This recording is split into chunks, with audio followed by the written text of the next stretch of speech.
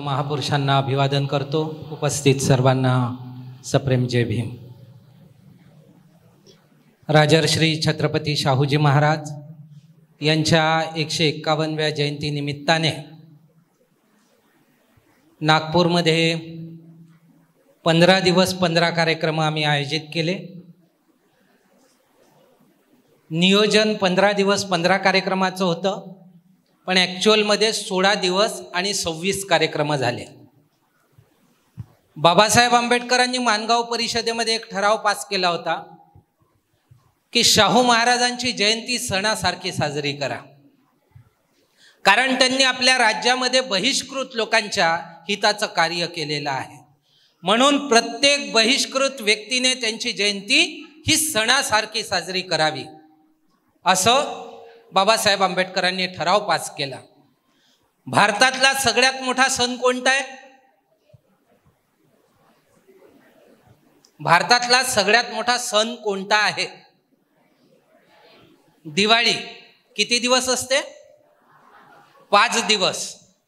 मागच्या वर्षी शाहू महाराजांची जयंती 10 दिवस साजरी केल्या गेली आणि यावर्षी 15 दिवस शाहू महाराजांची जयंती साजरी केल्या गेली। हे कही हम भूलना जायच्या माध्यमातून झालं, म्हणजे दिवाळीच्या 3 पट जास्त शाहू महाराजांची जयंती साजरी केली आणि आज त्याचा समारोपीय कार्यक्रम हा 29 तारखेला आज आपल्या चंद्रपूरमध्ये विद्यार्थी परिषदेच्या माध्यमातून हा पूर्ण होतो आहे। बाबासाहेब आंबेडकरांचे शब्द आम्ही खाली जाऊ देणार नाही आणि म्हणून बाबासाहेबाच्या प्रत्येक गोष्टीला हे वाचायचं, ते केवळ वाचायचं नाही, ते डोक्यात भरायचं, ते केवळ डोक्यात भरायचं नाही, त्याला कृतीत उतरवायचं। ही शपथ घेऊन कही हम भूलना जायची टीम एक नवीन फळी उभी करते आहे, एक नवीन सेना उभी करते आहे। जी फळी, जी सेना उद्या मनुवादाला टक्कर देईल अशी अपेक्षा होत आहे। बाबासाहेब आंबेडकर काय म्हणाले होते?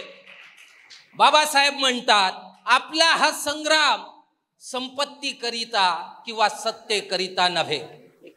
हे मार स्पेस बॅक। आपला हा संग्राम संपत्ती किंवा सत्तेकरिता नव्हे, स्वातंत्र्याकरिता हा संग्राम आहे। मानवी व्यक्तित्वाच्या विकासाकरिता हा संग्राम आहे। जे मानवी व्यक्तित्व हिंदू समाज व्यवस्थेमुळे चिरडून व छिन्न भिन्न करण्यात आले आणि या राजकीय लढ्यात हिंदू जिंकले व आपण हरलो, तर आपण कायमचे चिरडले जाऊ व त्यांचे दमन सतत चालू राहील। माझा तुम्हाला शेवटी हाच हितोपदेश आहे, शिक्षित व्हा, चळवळ करा, संघटित व्हा, आत्मविश्वास बाळगा आणि कधीही धीर सोडू नका। हे 5 सूत्र बाबासाहेब आंबेडकरांनी आपल्याला दिली आहे। आता हे शिक्षण म्हणजे अकॅडमिक एज्युकेशन, डिग्र्या मिळवणं नव्हे।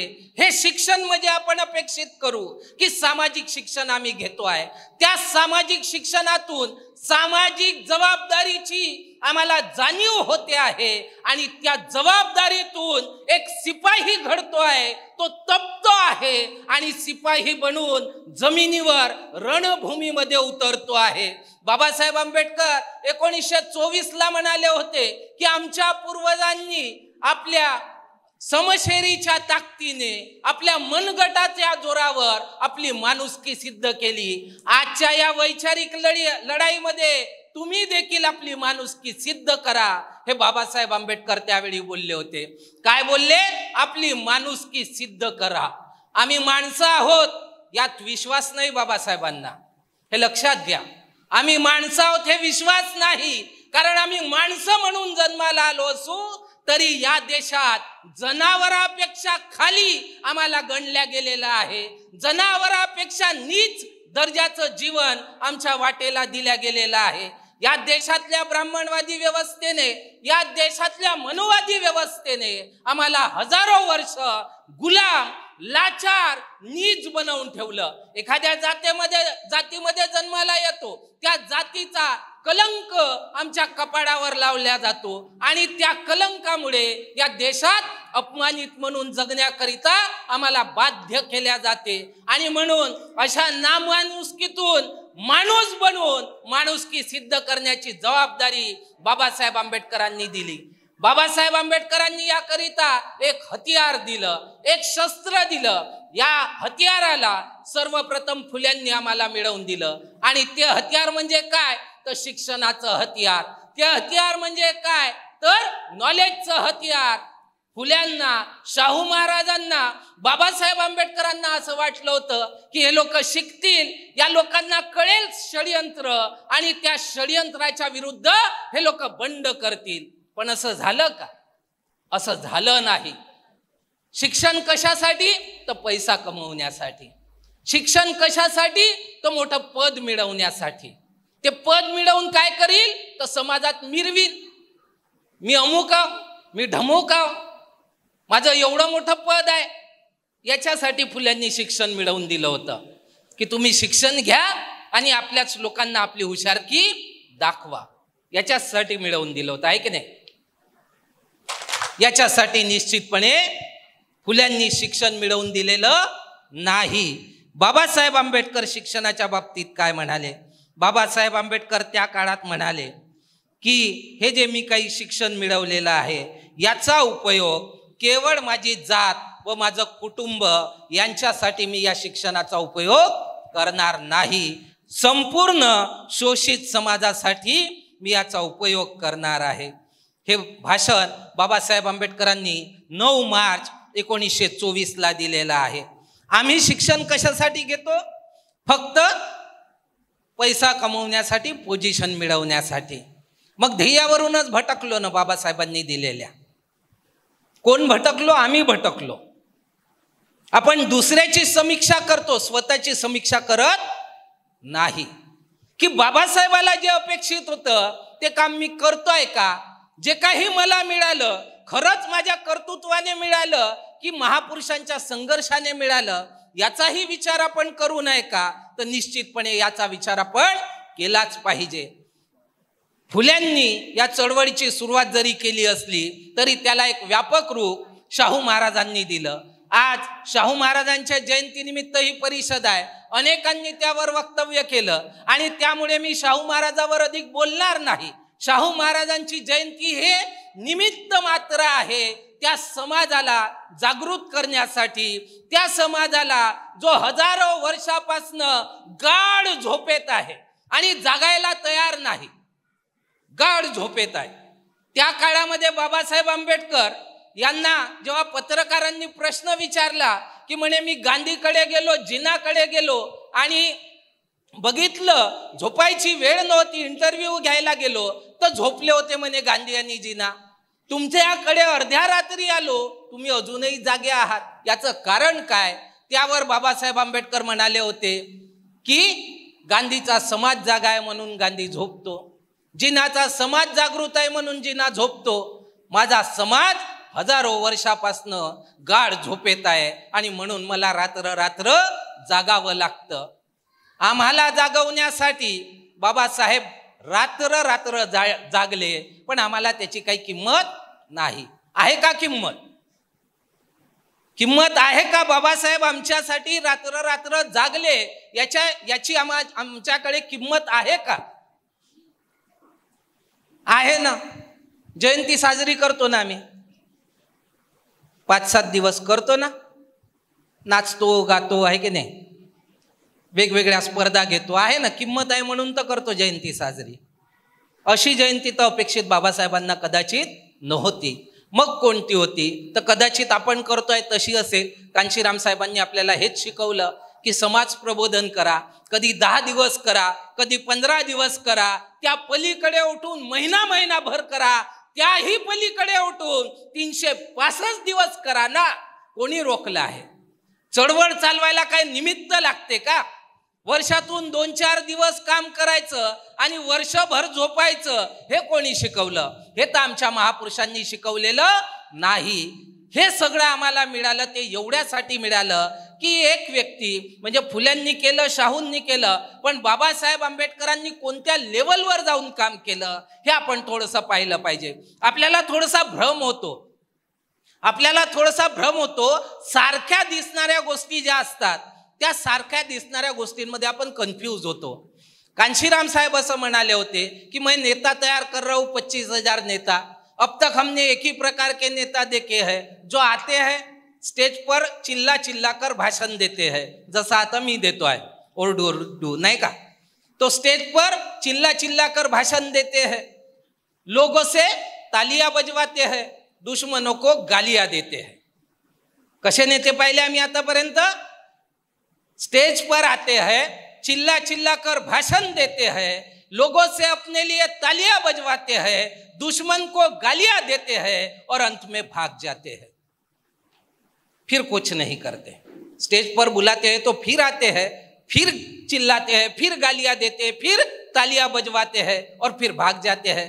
तो बाबा साहब आंबेडकर की मूवमेंट को हमने तालियों और गालियों तक सीमित करके रख दिया.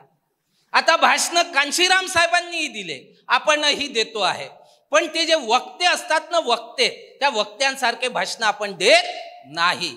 जे केवळ भाषण देतात, शिव्या देतात, टाळ्या वाजवून घेतात आणि काम करत नाही, स्वतः काही बदलाव करत नाही, स्वतः काही त्याग करत नाही, स्वतः काही संघर्ष करत नाही, अशा लोकांबद्दल आपण बोलत नाही. भाषण दोनही देतात, तर दोनही भाषणांमधला फरक समजला पाहिजे आपल्याला. आणि म्हणून आपण बाबासाहेब आंबेडकरांनी जे काम केलं त्या कामाची तीव्रता समजून घेऊ. बाबासाहेब आंबेडकरांनी सगळ्यात पहिले आपण पाहू, पुढे बाबासाहेब आंबेडकरांनी 1917 मध्ये जेव्हा ते बडोद्याला होते, बडोद्याला असताना 1917 मध्ये जेव्हा त्या पारसी सरायमधून त्यांना बाहेर काढण्यात आलं आणि ते त्या एका झाडाखाली बसून रडत आहेत, तर त्यावेळी बाबासाहेब आंबेडकरांनी एक शपथ घेतली.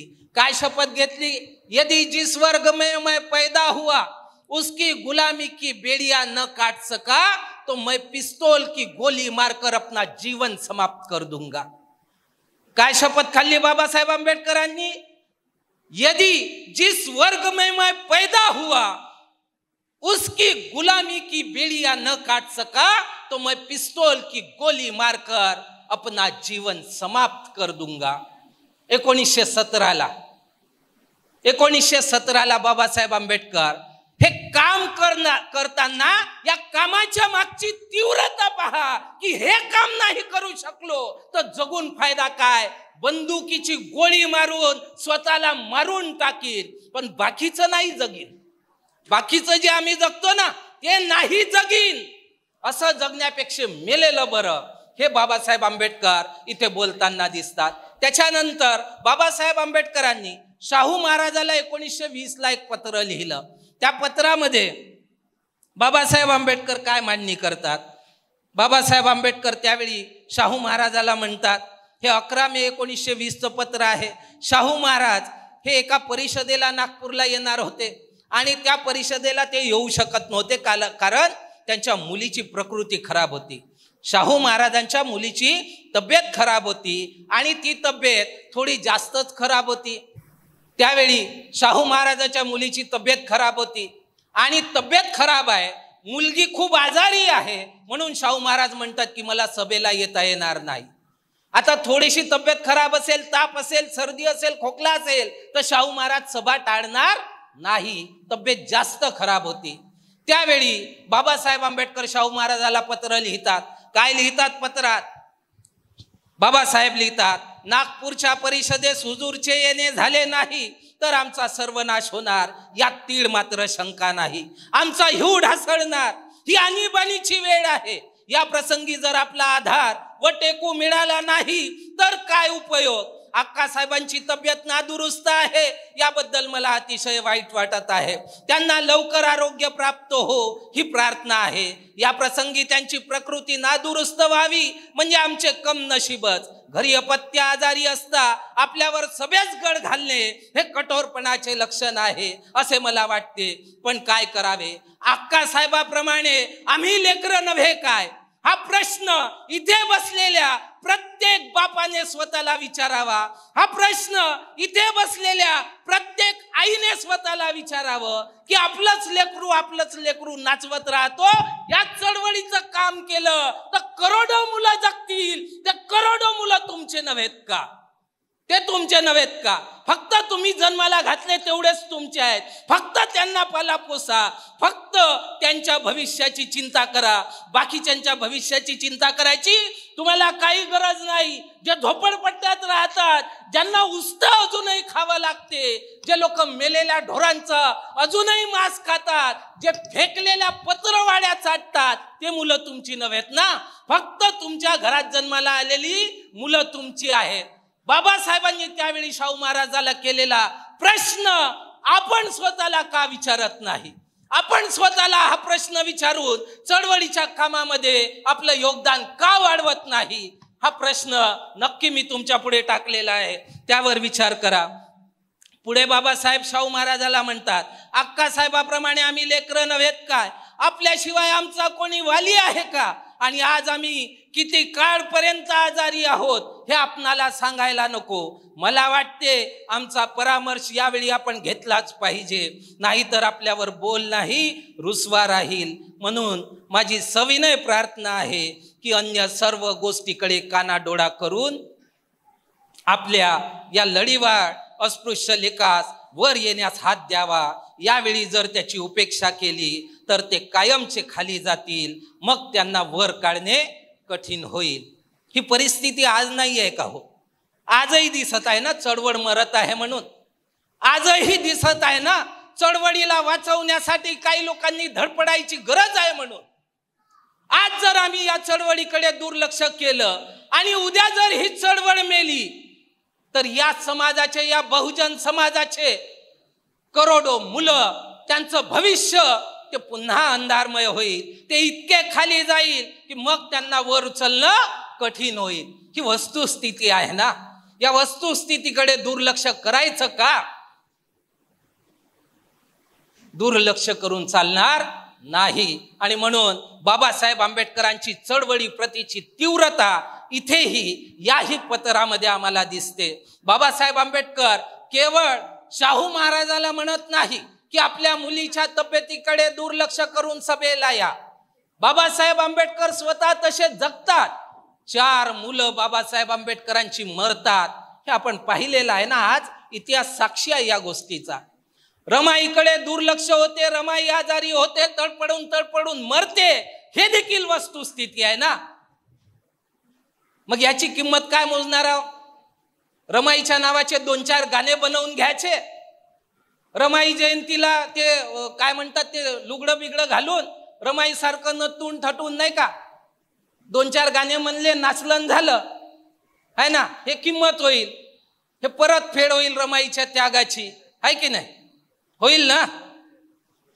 मला तर नाही वाटत होईल म्हणून. बाबासाहेबाची 1917ची तीव्रता आपण पाहिली, 1920ची तीव्रता आपण पाहिली. बाबासाहेब आंबेडकर 1930ला रमाईला पत्र लिहितात. लंडनवरून राऊंड टेबल कॉन्फरन्समध्ये असतात तेव्हा. त्या पत्रातला काही भाग मी इथे तुमच्या पुढे मांडतो आहे. बाबासाहेबाची इथेही तीव्रता दिसते. बाबासाहेब म्हणतात, माणसांच्या धार्मिक गुलामगिरीचा, आर्थिक आणि सामाजिक उच्च निष्ठेचा आणि मानसिक गुलामगिरीचा पत्ता मला शोधायचा आहे. माणसांच्या जीवनात या गोष्टी ठाण मांडून बसलेल्या आहेत. त्यांना पार जाडून किंवा पुरून टाकता आलं पाहिजे. समाजाच्या स्मरणातून आणि संस्कारातूनही या गोष्टी नाहीशा झाल्या पाहिजे. या गोष्टी नाहीशा करण्याचा आणि समाजात समता, बंधुता, स्वातंत्र्य आणि सामाजिक न्याय या गोष्टी निर्माण करण्याचा ध्यास मला लागलाय. या ध्यासात मी स्वतःला जाडून घेतो आहे. हे सर्व सापडणार नसेल, हे सर्व जमणार नसेल तर माझा जगून उपयोग काय? मला इतरांसारखं नाही जगायचं आहे. इतरांना सन्मानानं जगता यावं यासाठी मला जगता आलं नाही तर मी स्वतःला नष्ट करून घेणंच अधिक आनंदाचं मला वाटेल. बाबासाहेब आपल्या ध्येयावरून, आपल्या उद्दिष्टापासून जराही भटकले नाही, जराही. 1917 आपण पाहिलं, 1920 आपण पाहिलं, 1930 आपण पाहिलं. आणि बाबासाहेब आंबेडकर आपल्या अंतिम संदेशमध्ये नानकचंद रत्तूजवळ रडतात, म्हणतात की मी जे काही काम केलं त्याचा फायदा मुठभर सुशिक्षित लोकांनी घेतला, ते लोक माझ्या कल्पना शक्तीच्या पलीकडे निघाले, ते फारच नालायक निघाले, या शब्दात बाबासाहेब त्यांना बोलतात. आणि पुढे म्हणतात अजून की मला आता माझ्या खेड्या पाड्यातल्या करोडो लोकांसाठी काम करायचं होतं. बाबासाहेबाची तडप 1956ला तेवढीच आहे. अजूनही ज्या लोकांना चळवळीचा फायदा पोहोचला नाही त्या लोकांपर्यंत चळवळीचा फायदा पोहोचला पाहिजे, हे मरेपर्यंत नाही विसरला हो आमचा बाप. आम्ही माहित नाही कसे नालायक पोट्टे आहोत. आपल्या बापाचे बाप म्हणतो बाबासाहेबाला, पण 2 दिवस बाबासाहेबाला ध्यानात नाही ठेवत आणि काम नाही करत. 2-4 दिवस केलं, टापूल टुपूल केलं का आलं जीवावर, टाकून दिलं. मला येऊन पडली का, चाललो मी. इतकी नालायकी दाखवून नाही जमणार. बाबासाहेबाला खरंच बाप मानतो ना, मनातून मानावं. आणि ज्या बापाचे पोरं नालायक असतात ना, त्या बापाची इज्जत नसते. बाबासाहेब स्वतः म्हणाले आम्ही नालायक आहोत म्हणून. आम्हाला झोप येते का हो? कधी असं कोणी बोललं तुम्ही ऐकता? काही लोक मला नाही का प्रतिक्रिया देतात, तुम्ही बोलता तर एकदम मनाला येऊन भिडते म्हणतात. काही लोक हेही सांगतात त्या रात्री झोप नाही आली म्हणून. माझी इच्छा आहे तुमची झोप उडावी म्हणून, पण एका दिवसाची नाही. झोप नैसर्गिक जेवढी आवश्यक आहे तेवढी आवश्यक आहेच, पण वर्षभर 365 दिवस जसं रोजचं घरचं असते ना टेन्शन, का घरचं हे करायचं आहे, ते करायचं आहे, भांडे आहे, स्वयंपाक आहे ना, भाजीपाला आणायचा आहे, किराणा भरायचा आहे, याचं टेन्शन असते ना. आपल्या बापाच्या कामाचं टेन्शन नाही घेत तेवढंही नाही घेत जेवढा भाजीपाल्याचा ना, किराण्याचा ना, स्वयंपाकाचा ना, भांड्याचा ना, झाडू पोछ्याचा विचार करतो, तेवढाही विचार बाबासाहेबाच्या चळवळीचा करत नाही. तेवढाही विचार केला असता तरी चळवळीचे हाल झाले नसते. या चळवळीचे जे काही हाल होतात आहे त्याला आम्ही जबाबदार आहोत. एक तो शायर म्हणाला होता, एक उल्लू ही काफी है बर्बादे गुलिस्ता. एक उल्लू ही काफी है बर्बादे गुलिस्ता, म्हणजे जे काही गार्डन असते ते गार्डन उद्ध्वस्त करायला एकच उल्लू काफी आहे. एक उल्लू ही काफी है बर्बादे गुलिस्ता, यहाँ हर शाख पे उल्लू बैठा है, अंजामे गुलिस्ता क्या होगा. हे आंबेडकरवादी चळवळीच्या बाबतीत एकदम सटीक बसते. एक नालायक काफी होता चळवळ उद्ध्वस्त करायला. चळवळीचं गार्डन, चळवळीचा बगीचा उद्ध्वस्त करायला एक नालायक काफी होता. या गार्डन मध्ये जितके झाडं आहेत त्या झाडाला जितक्या फांद्या आहेत, प्रत्येक फांदीवर एक नालायक बसला आहे. सांगा त्या गार्डनचा अंजाम काय होईल, त्या चळवळीचा अंजाम काय होईल, याचा विचार आपण करावा की करू नये? निश्चितपणे करायला पाहिजे. अजूनही आमच्यामध्ये थोडी सोच असेल, अजूनही आमच्यात थोडी समज असेल, अजूनही आम्ही म्हणत असू की आम्ही माणसं आहोत, तर आम्ही यावर नक्की विचार करायलाच पाहिजे. बाबासाहेब पुन्हा एक गोष्ट बोलले होते. काय बोलले होते बाबासाहेब? बाबासाहेब म्हणतात, कुत्र्या मांजराच्या जिन्याने जगण्यापेक्षा तुम्ही माणुसकी मिळण्यासाठी मेलात तर काय हरकत आहे. काय म्हणतात बाबासाहेब? कुत्र्या मांजराचं जिनं जगण्यापेक्षा तुम्ही माणुसकी मिळवण्यासाठी लढलात आणि मेलात तर काय हरकत आहे. हे जवळपास प्रत्येक भाषणात ते बोलायचे. हा जो संदर्भ आहे तो बळवंत हनुमान वराडे यांच्या पुस्तकातून आहे. बाबासाहेब आंबेडकरांच्या सांगती या पुस्तकातून तो संदर्भ आहे. पुन्हा एक अमरावतीचं भाषण आहे, फारच महत्वाचं आहे. 13 नोव्हेंबर 1927 बाबासाहेब तिथे म्हणतात की ज्या पुरुषाला अन्यायाचा राग येतो व जो अपमान सहन करीत नाही तोच पुरुष म्हणावा. ज्या पुरुषाला राग किंवा चीड येत नाही तो आणि नपुंसक सारखाच. 13 नोव्हेंबर 1927 बाबासाहेब बोलले, खंड 18 भाग 1 पान नंबर 76, संदर्भ दिला मी. ज्या पुरुषाला अन्यायाचा राग येतो व जो अपमान सहन करीत नाही तोच पुरुष म्हणावा. ज्या पुरुषाला राग किंवा चीड येत नाही तो आणि नपुंसक सारखेच. या शब्दात जेव्हा बाबासाहेब चिथवतात, चिडवतात, चेतवतात, तरी आम्हाला चेतना मिळू नये, तरी आम्ही काम करू नये, तर हे योग्य होणार नाही. हे सगळं आपण बाबासाहेब सांगतो, शाहू महाराज सांगतो, महात्मा फुले सांगतो, ते एवढ्यासाठी सांगतो की उद्या चालून ही चळवळ चालवणारा सिपाही पैदा झाला पाहिजे. इथे सिपाही निर्माण करायचा आहे. त्या सिपायाला या चळवळीमध्ये त्याग करावा लागेल. त्या सिपायाला या चळवळीमध्ये बलिदान द्यावं लागेल. जर असा कोणी विचार करत असेल की या चळवळीत मी येईल, मी चांगलं भाषण देईल, लोकांना खूप आवडेल, लोक खूप टाळ्या पिटतील, तर पुन्हा कांशीराम साहेब म्हणाल्याप्रमाणे बाबासाहेब आंबेडकर की मूवमेंट को तालियों और गालियों तक सीमित करणाऱ्या लोकांमध्ये आम्ही फक्त एक नंबर वाढवत आहोत. त्या पलीकडे आम्ही काही करत नाही आहोत. हे आपण ठाणून समजून घ्यावं. आणि जर चळवळ समजली तर या चळवळीसाठी आपण योगदान दिलं पाहिजे. या चळवळीसाठी आपण झटलं पाहिजे. अनेक लोक असं म्हणतात, दर महिन्याला तुमचा कार्यक्रम असतो. हो, दर महिन्याला असतो आणि असलाच पाहिजे. बाबासाहेब आंबेडकरांचं काम वर्षही भर थांबता कामा नये. वर्षही भर जेव्हा काम चालू राहील तेव्हा चळवळ वाढेल. वर्षातून 2-4 दिवस न 5 दिवस काम करून कुठलीच चळवळ वाढत नाही, कुठलीच चळवळ वाढत नाही. तसे करणारे लोक काही चळवळ चालवत नाही. ते फक्त तसल्ली देत असतात स्वतःला, आम्ही काहीतरी करतोय म्हणून. कोणी बोट उचलू नये, अरे तुम्ही शिकले सवरले, एवढ्या नोकऱ्या भेटल्या, काय करता, तर सांगायला पाहिजे काहीतरी, हे करतो बा, म्हणून ते तसल्ली देतात. चळवळीच्या बाबतीत तर बाबासाहेब स्वतः म्हणतात, त्याग और अधिक त्याग, संघर्ष और अधिक संघर्ष, त्यागो और संघर्षों को ना गिनो तो ये मूवमेंट ही आपको आगे लेकर जाकर आपको फल दे सकती है. त्याग आणि संघर्ष ह्या चळवळीचा मेन गाभा आहे. आणि तो त्याग करायला, तो संघर्ष करायला इथे जमलेला जो काही जनसमुदाय आहे तो मनातून तयार होईल. शाहू महाराजांची जयंती आपण करतोय. काम करत असताना त्या माणसाला, त्या महाराजाला बॉम्बस्फोट घडवून मारण्याचा प्रयत्न केला. मरायलाही नाही घाबरला तो माणूस. वाचले ते महाराज, तिथे वाचले, पण काम नाही बंद केलं, हे लक्षात घ्या. इथे तर आपण थोडंसं काही झालं मी नाही काम करत, थोडंसं काही झालं मी नाही काम करत, बसतो घरी. हे असं केल्यानं चळवळीचे कामं कमीत कमी होत नाही. बाबासाहेब आंबेडकर म्हणाले, मला असे 4-1 महिने जात नाही की तुला मारून टाकू, तुझा खून करू, असे निनावी पत्र, धमकीचे पत्र मला मिळत नाही म्हणून.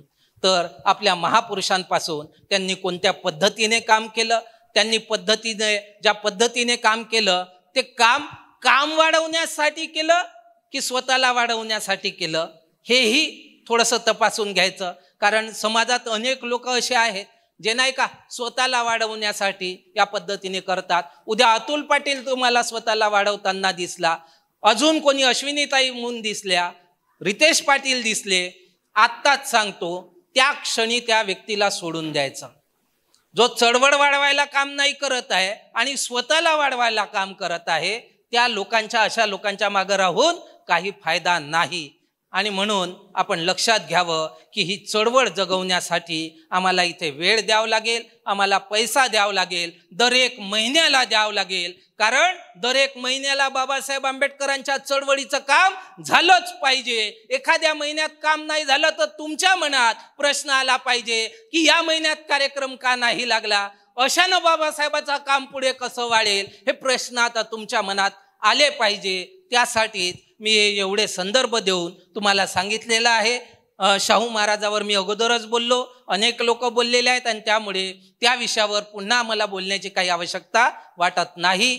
शाहू महाराजांनी जे काही काम केलं, जे बाबासाहेबालाही पुढे आणण्यासाठी काम केलं, समाजातही काम केलं, त्या कामाला आपण ध्यानी मनी ठेवून आपणही कधी माघार घेणार नाही. आपणही हे काम सातत्याने करत राहू. मरेपर्यंत शाहू महाराज काम करत होते. ते सभेसाठी मुंबईला गेले होते. 6 मे 1922ला मुंबईच्या पन्हाळा लॉजवर सकाळी 5:55 त्यांना हार्ट अटॅक आला असं म्हणतात आणि त्यांची मृत्यू झाली. आता असं म्हणतात, मी का बोललो, कारण की 6 मे 1902ला तो जो भट होता नारायण भट, त्या नारायण भटावर शाहू महाराजांनी कारवाई केली होती आणि त्याच दिवशी त्यांचा मृत्यू होणं थोडंसं शंकेला वाव देते. पण असो, आता ती जुनी गोष्ट झाली. काम करत राहायचं आहे शेवटपर्यंत, हा बोध आपण घेऊ. ही जी नवीन पिढी इथे तयार होत आहे, ही जे पोरं तयार होत आहे, तर इथे केवळ भाषणबाज पोरं तयार होऊ नये.